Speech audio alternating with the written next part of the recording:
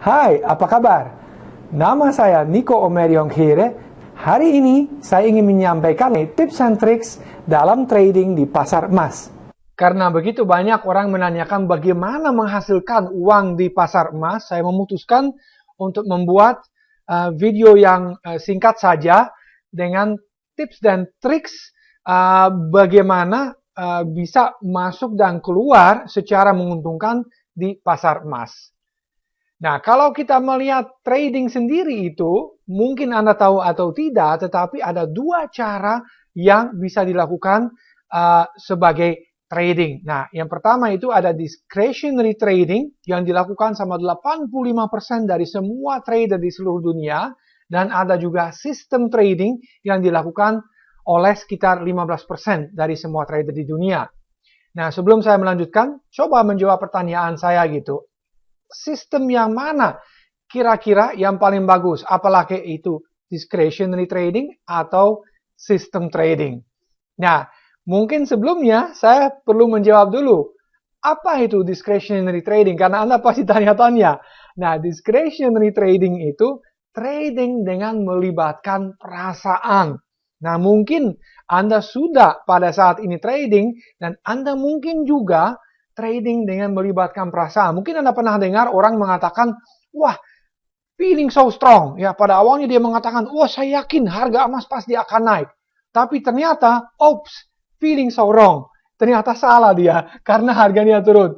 Jadi, kalau kita melibatkan perasaan itu akan sering salah. Jadi, bukan pemandu wisata yang bagus itu istilahnya gitu, perasaannya. Dan trader seperti ini sering akan menyanyikan lagunya Toni Braxton, mungkin Anda tahu atau tidak, tapi lagunya sangat menyedihkan sebetulnya adalah Killing Me Softly, di mana equity kita atau modal kita akan turun secara pelan-pelan tetapi pasti. Nah, sebaliknya, kalau misalnya kita membicarakan sistem trading, itu trading dengan menggunakan suatu sistem atau metode, ya, dan ini jauh lebih bagus. Lagunya pun yang dinyanyikan oleh trader ini adalah lagunya 007 alias James Bond, yaitu Tomorrow Never Dies. Jadi Anda equity-nya atau modalnya akan naik terus ya, karena Anda memang sudah sistematis. Ada metodologi dalam trading Anda yang jauh lebih bagus.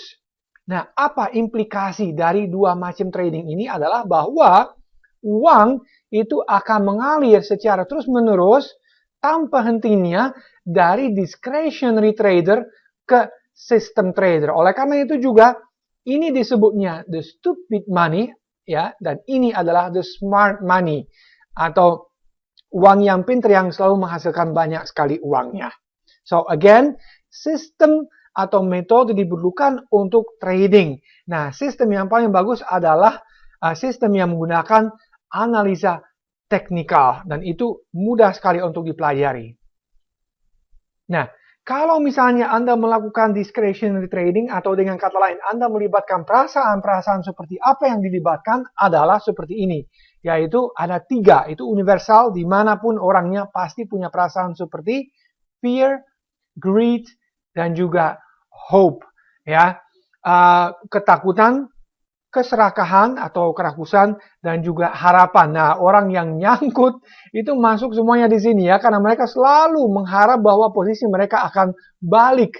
Ya, karena mereka punya posisi yang salah, yang berlawanan dengan pasar, mereka selalu harap, wah, mudah-mudahan pasar akan balik dan kembali menguntungkannya untuk saya gitu.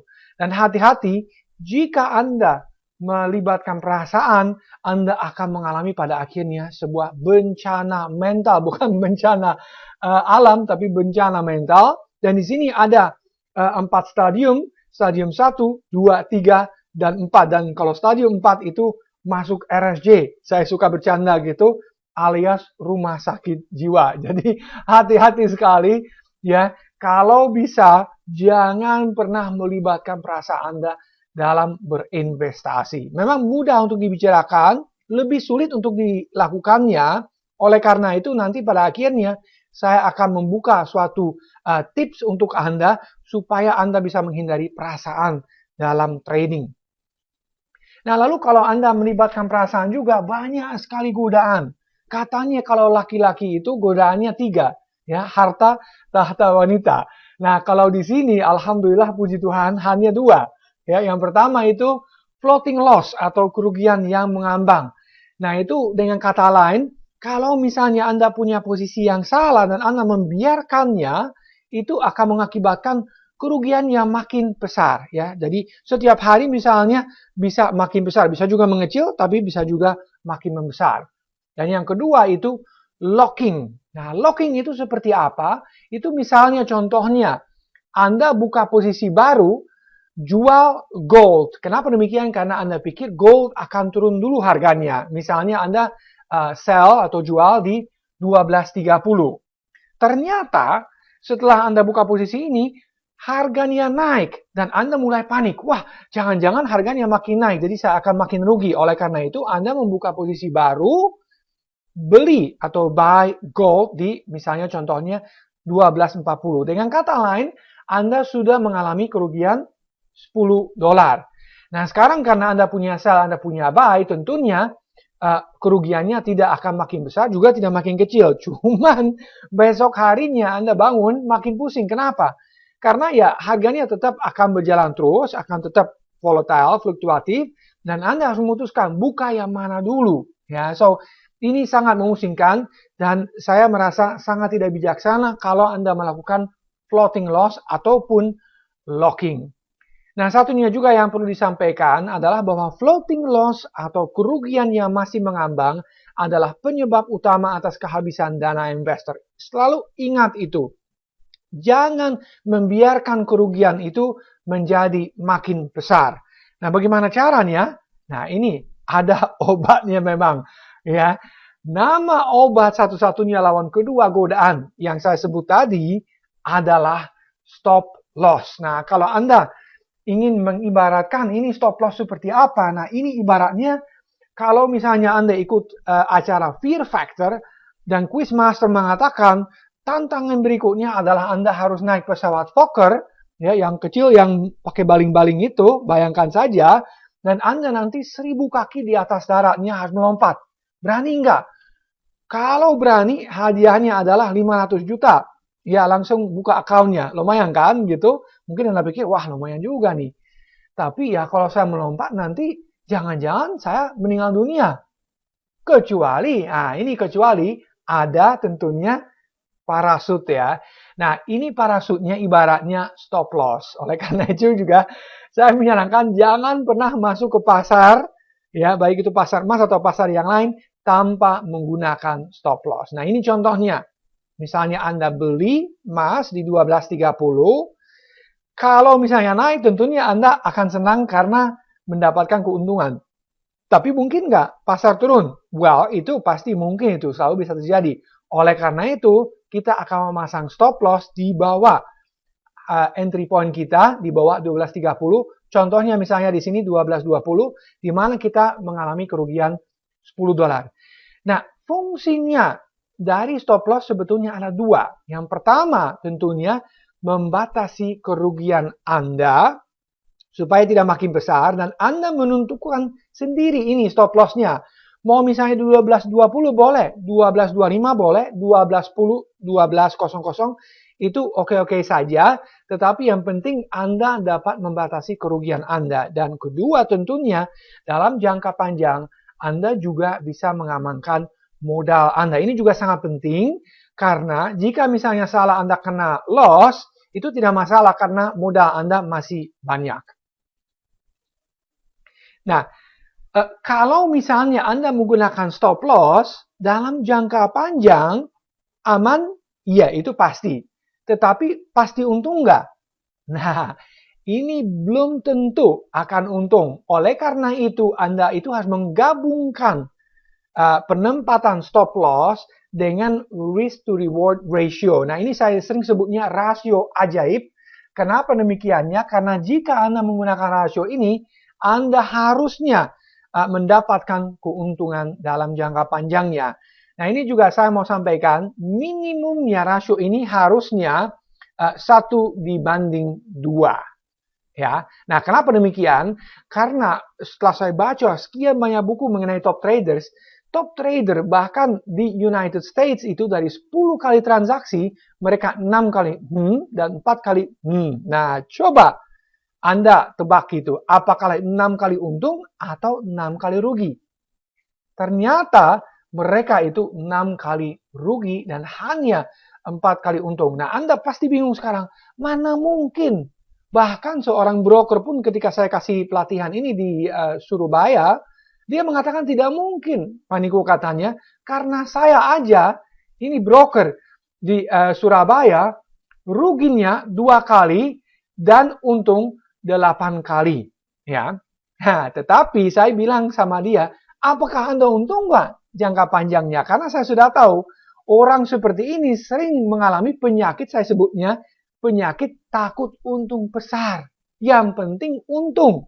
Jadi dia menguntungkan, dia mementingkan yang penting untung, bukan rugi. Berapanya itu nggak penting. Oleh karena itu, dia sering kali keluar dengan keuntungan yang kecil. Memang untung, tapi kecil. Ya, katakanlah misalnya 8 kali $10, itu $80. Tetapi ketika rugi, dia itu ragu. Ya, jangan-jangan cuman dikit aja turun, nanti juga naik lagi misalnya kalau punya posisi buy. Ya, dan itu berlangsung terus sampai misalnya kerugiannya udah mencapai $50, ya, baru dia memutuskan untuk misalnya cut loss. Oleh karena itu 2 kali $50 itu tentunya $100 kerugiannya. Akhirnya dia menderita kerugian sebesar $20 ya. Nah, lebih lanjut kita melihat risk itu tentunya risiko, dan risikonya apa? Risikonya pasti bahwa Anda bisa menderita kerugian. Tapi tadi kita sudah sampaikan, kerugian dapat dibatasi dengan stop loss. Ya. Nah, sebaliknya rewardnya tentunya itu untung. Nah, sekarang kalau Anda masih bingung, kira-kira saya harus menempatkan stop loss-nya di berapa? Nah, pertama Anda harus memutuskan saya ingin untung berapa dari setiap transaksi. Nah, kalau misalnya mau untung 10 atau 20 atau 30 atau $40, artinya kalau kita menggunakan rasio ini 1:2, berarti akan setengahnya. Atau misalnya $5, $10, $15, dan $20. Ya. Nah, sekarang kita lihat ya, secara praktis kalau kita misalnya menghitung loss dan profit, bagaimana? Dengan misalnya menggunakan short term trading saja.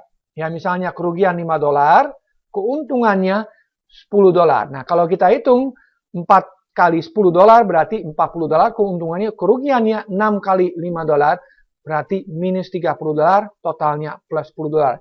Jadi Anda melihat sendiri, walaupun Anda hanya punya transaksi 4 kali untung, 6 kali rugi, itu masih menguntungkan Anda sebesar $10 atau dengan kata lain $1.000 karena kita menggunakan leverage 1:100. Jadi $10 di pasar emas itu akan menghasilkan $1.000 di pasar berjangka ini. Nah, lalu kalau kita misalnya trading sekarang 10-20, rasionya sama, 1:2. Hasilnya kira-kira sama enggak? Ternyata hukum angka akan mengatakan beda, di mana dia untung ternyata $20 atau 2 kali lipat dibandingkan contoh pertama. Nah, lalu kalau kita melihat lebih lanjut, misalnya 20-40, akan tentunya lebih besar lagi. Ya. Nah, oleh karena itu saya ingin memberikan saran investasi bahwa Anda harus berani memangkas kerugian ketika kerugian masih kecil dan juga selalu sabar dalam mengambil keuntungan. Tadi kita melihat juga kalau kita makin lama menunggunya untuk mengambil keuntungan, ternyata dalam jangka panjang hasilnya akan jauh lebih menggiurkannya. Lalu untuk mengakhiri presentasi singkat ini, ingat, selalu memasang stop loss order. Tidak mungkin ada orang melompat dari pesawatnya tanpa parasut. Nah, ini juga tidak baik kalau Anda misalnya masuk ke pasar emas tanpa parasut atau dalam hal ini stop loss order. Karena Anda tentunya juga tidak mau meninggal dunia atau kehilangan modalnya dalam hal ini ya. Lalu juga ingat selalu membuat rencana sebelum transaksi. Rencana ini dinamakan trading plan. Ya, trading plan yang punya 3 bagian yaitu entry point, exit point, dan stop loss. Ya, ini juga sama dengan misalnya kalau Anda mau bangun rumah, mau bikin bisnis, selalu ada plan. Ya, dan juga terakhirnya, sabar dalam masuk maupun keluar dari pasarnya. Tidak hanya sabar dalam keluar dari pasarnya, tapi juga masuknya. Artinya, kalau entry point misalnya belum tercapai, Anda jangan memaksa kehendaknya dan masuk sebelum itu terwujudnya. Juga tentunya kalau exit point-nya belum tercapai, jangan keluar terlebih dahulu. Jadi untuk merangkum kembali, ada beberapa hal yang harus dilakukan supaya pasti untung di pasar emas. Yaitu pertama, selalu memasang stop loss order. Ini sangat-sangat penting dan saya tidak bisa menekan lebih banyak lagi. Kedua, karena kalau Anda misalnya menggunakan stop loss, memang aman tapi belum tentu untung. Kedua, oleh karena itu Anda harus menggunakan risk to reward ratio, dan tadi kita melihat juga bersama bahwa risk to reward ratio ini harus setidaknya 1:2. Jika Anda menggabungkan kedua hal ini dengan rencana trading Anda atau trading plan Anda yang ada 3 bagian, tadi kita melihat juga entry point, exit point, dan stop loss, saya cukup yakin bahwa Anda pasti akan menjadi trader yang handal, yang menguntungkan. Sekian dari saya untuk saat ini. Terima kasih atas perhatiannya.